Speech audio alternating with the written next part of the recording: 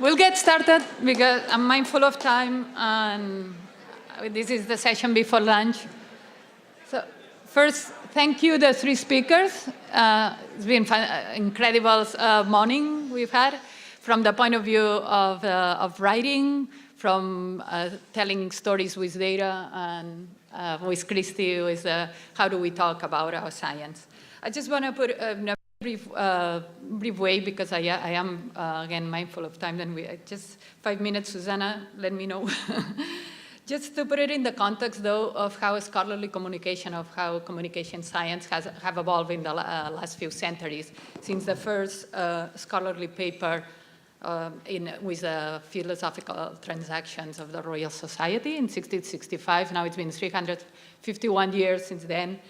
And we're increasing our output of from what we learn from our knowledge into journals that become more diverse, become more specialized. By 1700s, we had about 3 journals. In the 1800s, we had 10, and then things started to grow at a rate that it was about every 20 years, we would double the amount of journals and papers and articles in science. Since in the 2000s, the best estimate is about 14,000 journals peer-reviewed. But in the last, and that's what it meant during that time, actually, that that increase was correlated with the amount of scientists, of science. And those journals usually are for an audience of 500 and 1,000 in their community.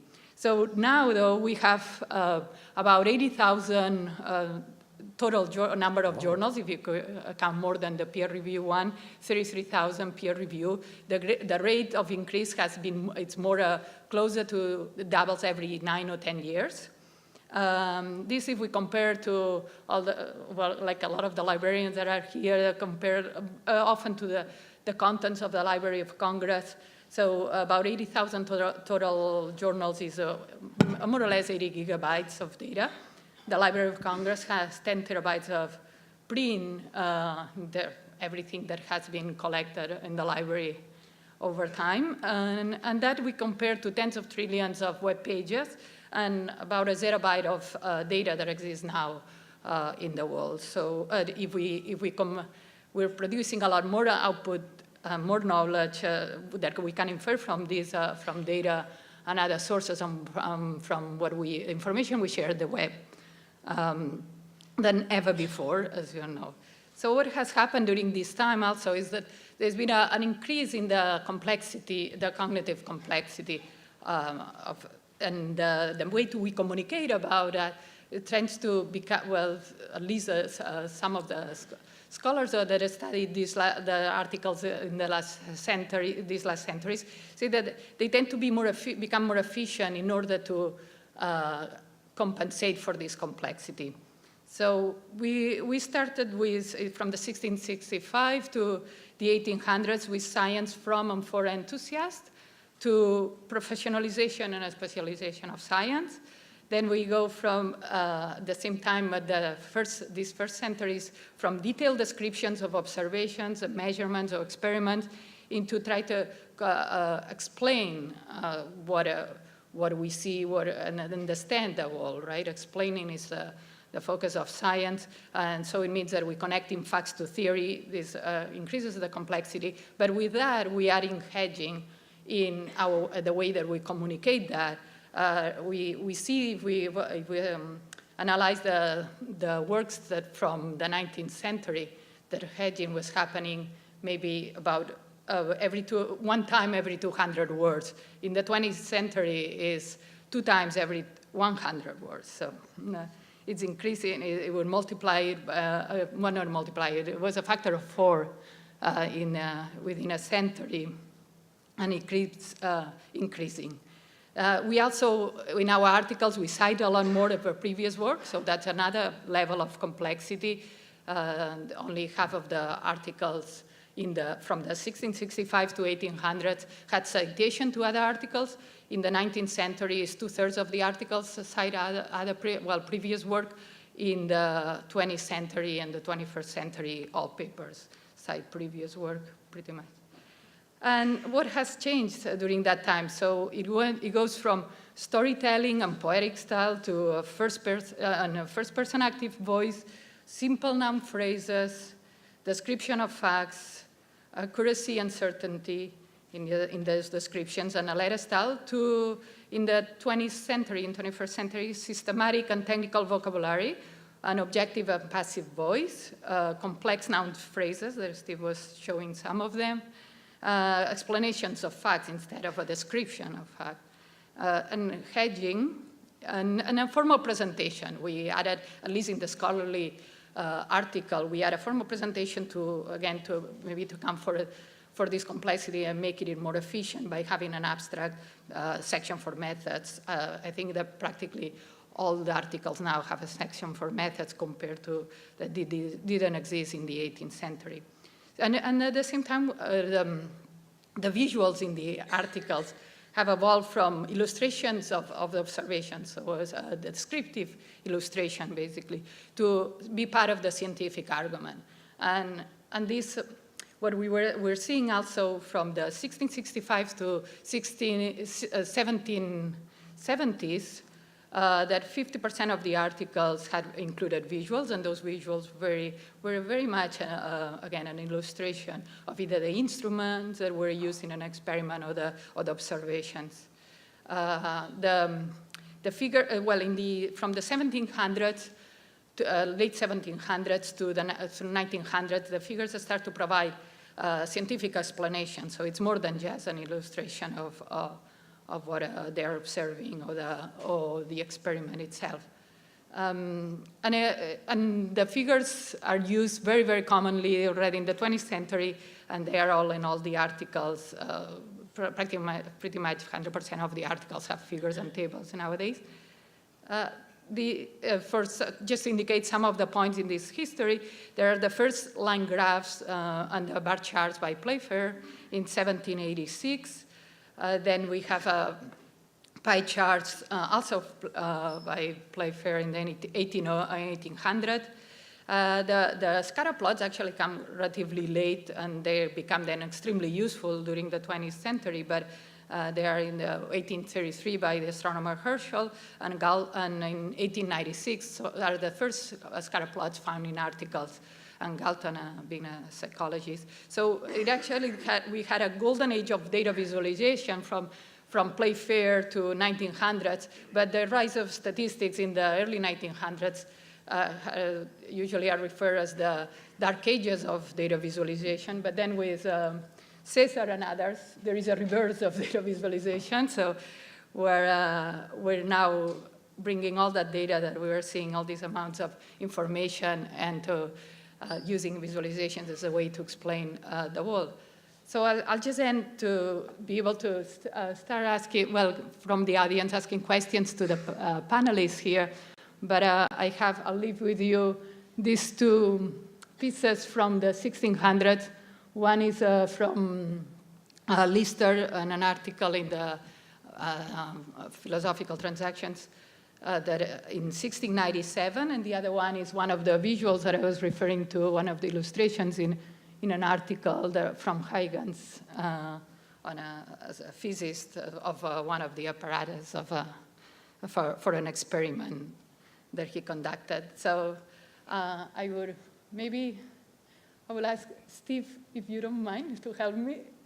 Could you read this on the left, yes. This paragraph to see how it compares to what we've been seeing, some of the ones that you showed from academics nowadays?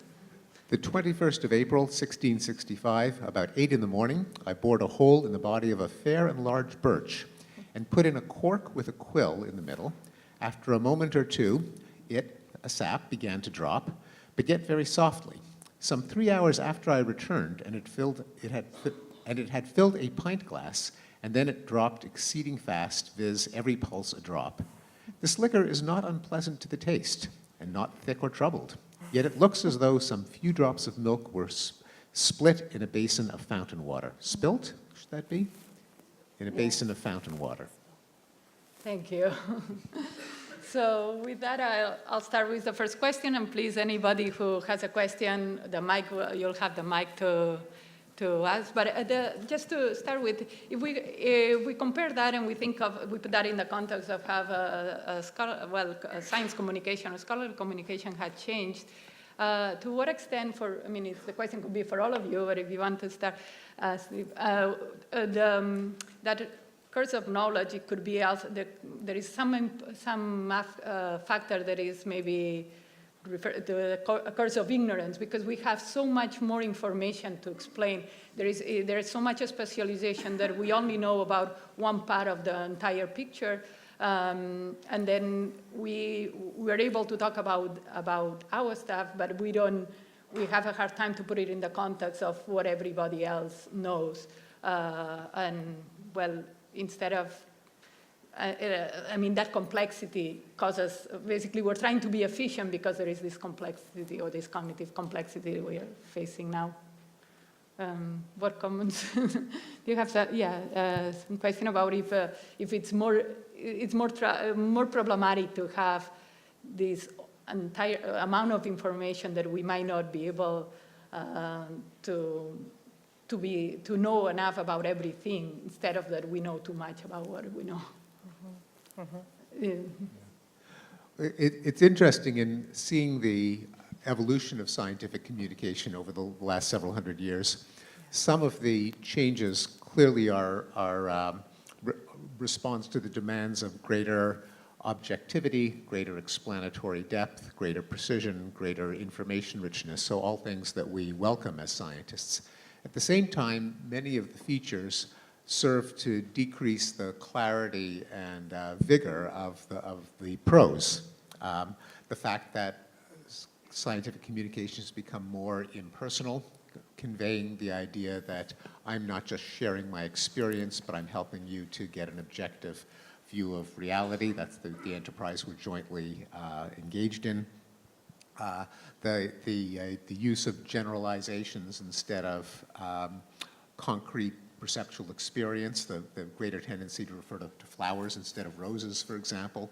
The description by Lister on the left of this slide is delightfully personal and vivid and sensory, although it does have more subjectivity than we would accept today, such as it is not unpleasant to the taste. Well, what exactly does that mean, and what is the relevance? Right. What struck me the most, I think, Marcia, of that fascinating contrast is the increased use of hedges. Mm-hmm. Because I didn't mention this in my talk this morning, but in the sense of style in the book, I talk about hedging as one of the reflexes that tends to drain academic prose of its vigor. And I think when you make the transition from academic to more journalistic or general writing, one of the habits you have to unlearn is the reflexive hedging. Now, some of it serves the legitimate purpose of indicating the uncertainty and tentativeness of any scientific conclusion. On the other hand, when it's done to excess, it gives the impression of a kind of bureaucratic evasiveness, as if you don't really mean anything that you're saying. And it has the effect of bogging down prose, giving it that soggy, turgid quality that differentiates academic prose from lively journalistic prose. Some of the examples, and often it does not, in fact, serve to enhance precision or accuracy because it becomes a self-protective reflex rather than a careful qualification. So an example that I give is a letter of recommendation, which a professor says of a student. She's been able to educate herself in virtually every subject that interests her. Well, what is that virtually doing there? Does that mean that there are some subjects that interest her where she tried to educate herself but failed, or she was just too lazy to educate herself? Is the virtually doing any work, or is it just a kind of tick that academics use so that they're never actually responsible for anything they say? If they're ever criticized, they always have that out. And the example from everyday speech that I use is an episode in which a colleague who I hadn't seen in a number of years at a conference, I met her, asked her how she was doing. She pulled out a picture of her 4-year-old daughter and said, beaming, "We virtually adore her." Now, if if you can't even say that you adore your own daughter, that shows that hedging has become a reflex rather than a careful strategy of communication. Yes. Yeah. Yeah, there it is. My name's Danny Kingsley. I'm at Cambridge University, and I work in scholarly communication now, but have been a science journalist, so I've sort of sit on both sides of the fence. What we've been talking about this morning is about getting scientists to be able to communicate their own work in a more efficient way or in a more understandable way. But when it comes to science communication, there are really two sides to do it. It's either we get the scientists to start talking about their own work understandably, or we use some sort of medium of a translator, like a science journalist or some sort of process in that respect. And so, and there are issues with both sides of the equation because it's very hard to unlearn the way of communicating that scientists. It takes a long time to learn to write this badly, is a quote that comes from a book that's not dissimilar to yours about this issue about language. But the other side of the equation is a lot of journalists aren't trained in science themselves, which means then they become champions for science because they're not in a position to be able to challenge in the way that you would for any other journalistic article. You challenge the politician on what they're saying. But often science journalists don't challenge the scientist because the scientist is the expert and they don't feel they have the authority. So it becomes a kind of sort of championing of the science. So basically it's rewriting press releases, which is a problem. So do you have an opinion on either which way to go? Do we get the scientists to communicate more, or do we use these sort of translators and so on? I can share some ideas on that with you because I agree with you that challenging is vital to actually get to the deepest aspects of an issue.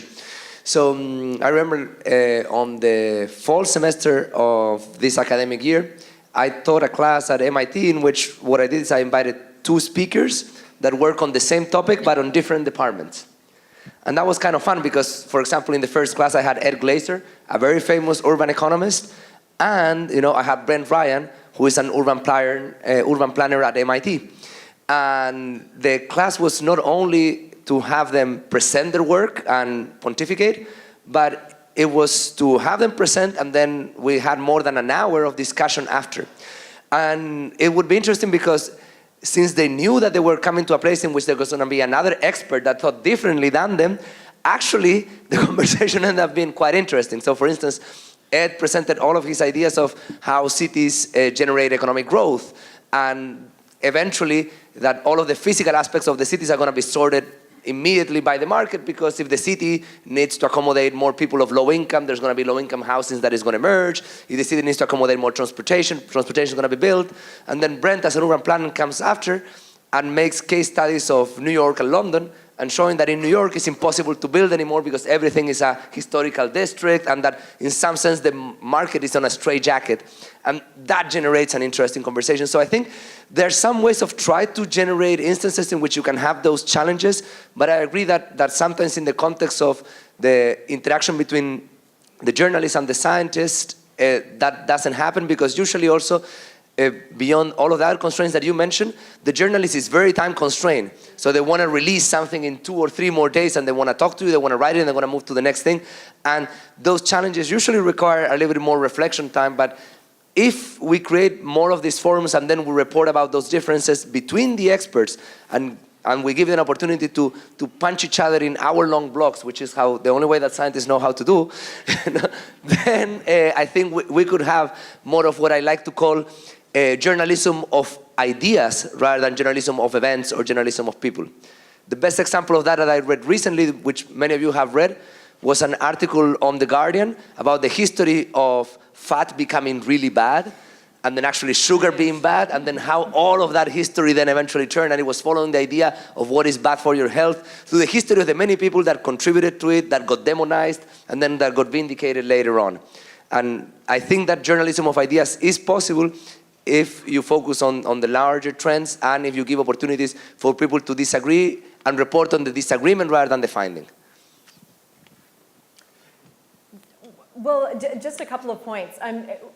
A large part has become the difficulty with blogging and the web and unchecked sources and all the rest of it, and the lack of editors.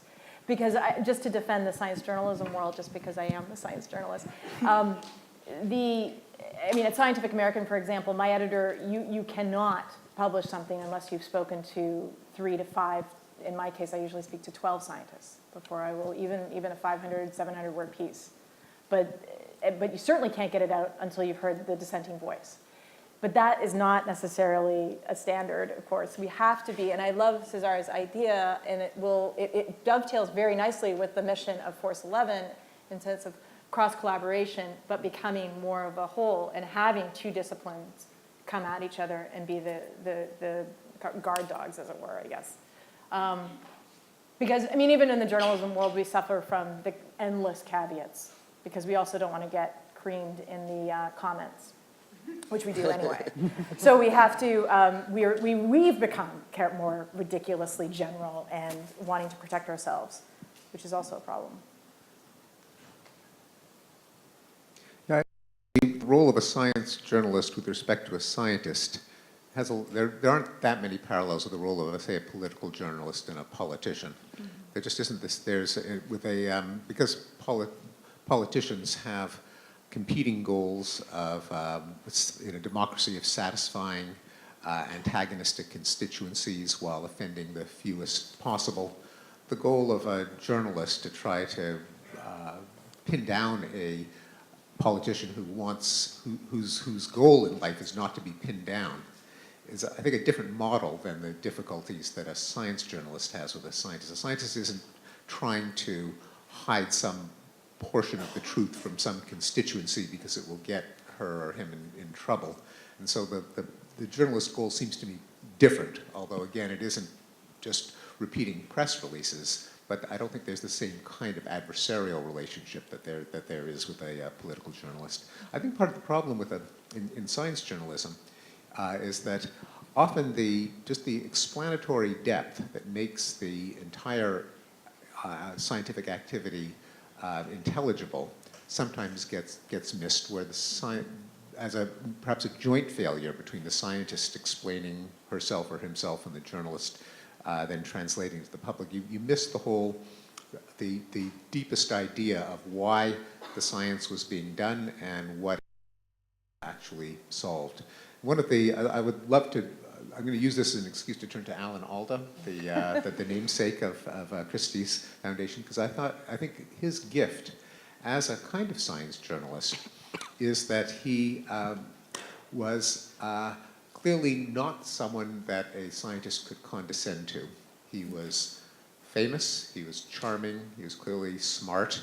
He just wasn't a scientist. And he played that, I think, brilliantly in order to force scientists to explain themselves in a way that an intelligent person could understand, but in which the goal of the scientific project and what was awesome, what was important about its discoveries had to be made. And Alan would not be satisfied with a superficial or incomplete explanation. He wasn't afraid of appearing stupid or naive, because he clearly wasn't stupid or naive. And so he would force scientists to do their job in explaining why what they were doing was important. That's a way in which I think the mental model of the communicating to the taxi driver may not even be optimal for a scientist. I think it's a bridge too far. I think that there is so much of a gap between a scientist's conception of a taxi driver and what the scientist himself or herself knows, that it's a bridge too far. It's too much of an invitation to condescend, to oversimplify, to leave out what is most intellectually engaging about the science. But I think Alan Alda, as a imaginary audience, is better. That is to imagine that that the person you're communicating to is as curious, is as smart as you are, but happens to have gone into a different line of work. And it forces you to really lay out your story in a systematic, logical way, to identify your goal. Why is this interesting in the first place? You don't want to make it in front of Alan Alda. And I think that the best advice that I got when I made the transition from academic writing to writing for a general audience came from an editor of a university press, who told me that in her experience, academics who try to broaden their audience often miss the mark by condescending, by writing in baby talk, by assuming that their audience is stupid. Whereas the ideal mental model of your audience is your college roommate, someone who happened to go into industry or become a physician or a CEO, who is as smart as you but just doesn't know what you know. And that's the model that I keep in mind. And I think likewise with a journalist, maintaining the same level of curiosity and sophistication, but of just not knowing some particular fact that the scientist takes for granted, it might be the most effective route to effective communication as a duo of a journalist and a scientist. Steve, Einstein, I think it was Einstein said that you should explain things as simple as you can, but not simpler, right? Very simple, so you could follow that. Yes. Hi, Tom Gillespie from University of California, San Diego.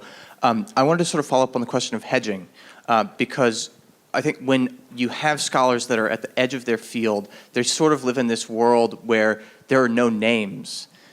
They're studying things that nobody's seen before.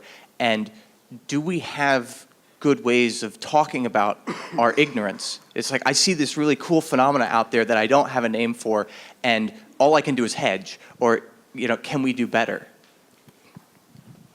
Yeah, I think there's a difference between hedging and qualifying. So qualifying means you indicate the limits of the generalization, that it holds statistically rather than in all or none fashion, or it holds in most cases but not all. We suspect this is true, but we are not sure. So if you stipulate exactly what you are qualifying, that's better than just fuzzing up the statement in some unspecified way. There's a well-known acronym in bureaucracies of CYA, cover your anatomy.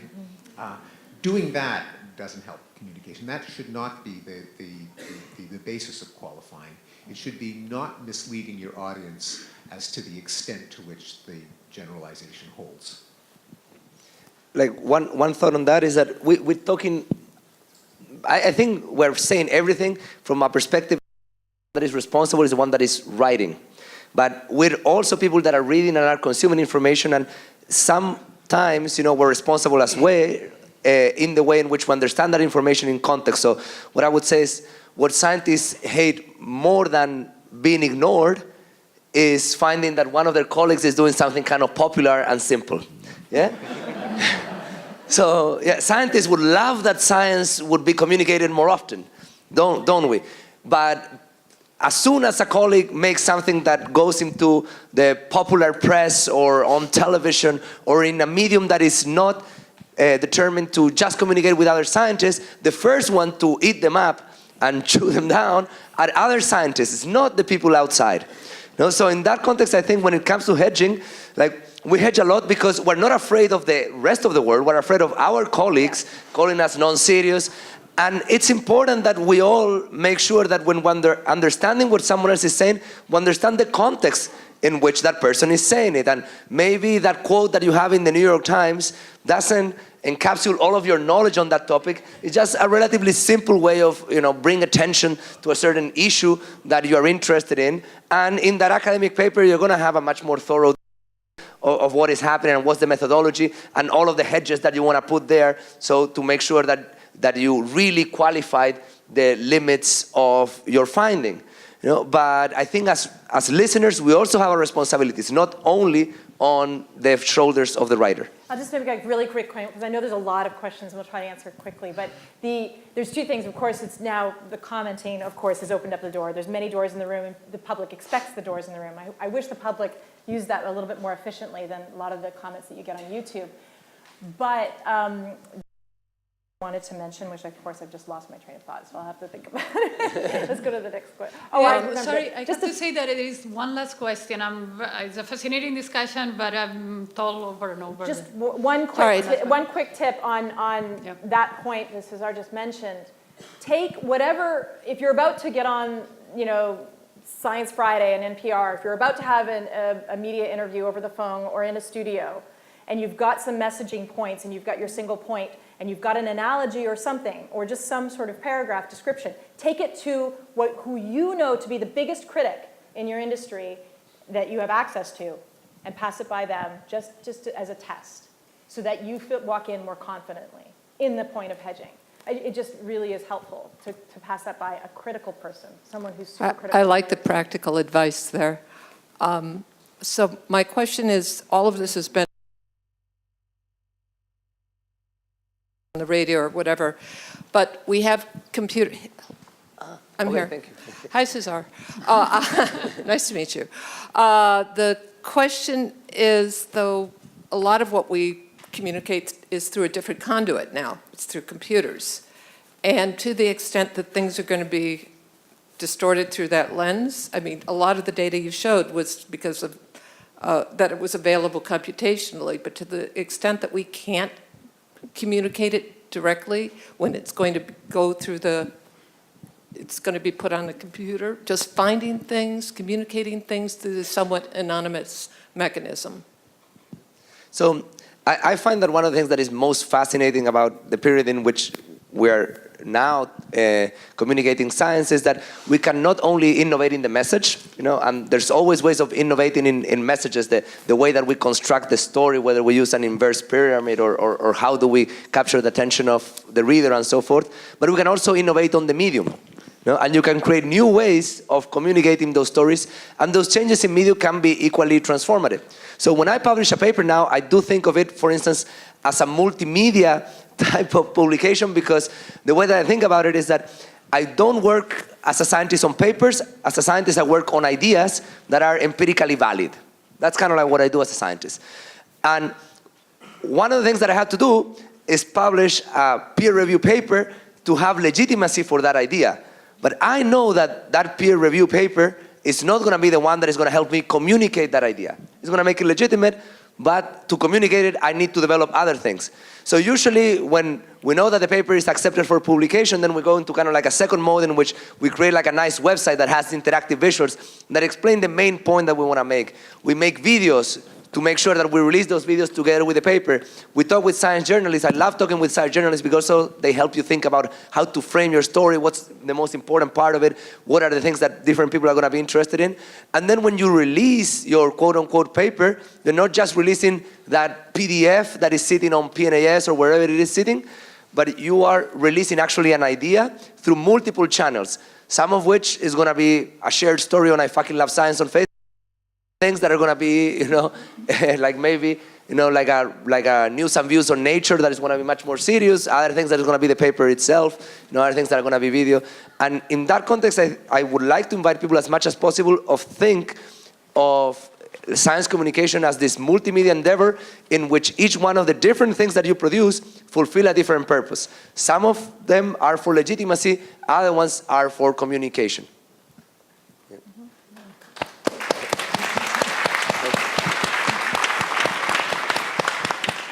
I think this means that we need to finalize. Is there time for one last word for each one of them? We're way over. Okay. Thank you. Okay. For everyone to talk to our speakers at lunch, and I urge everyone to bring their and toss their lots of time. Okay. Thanks, everybody.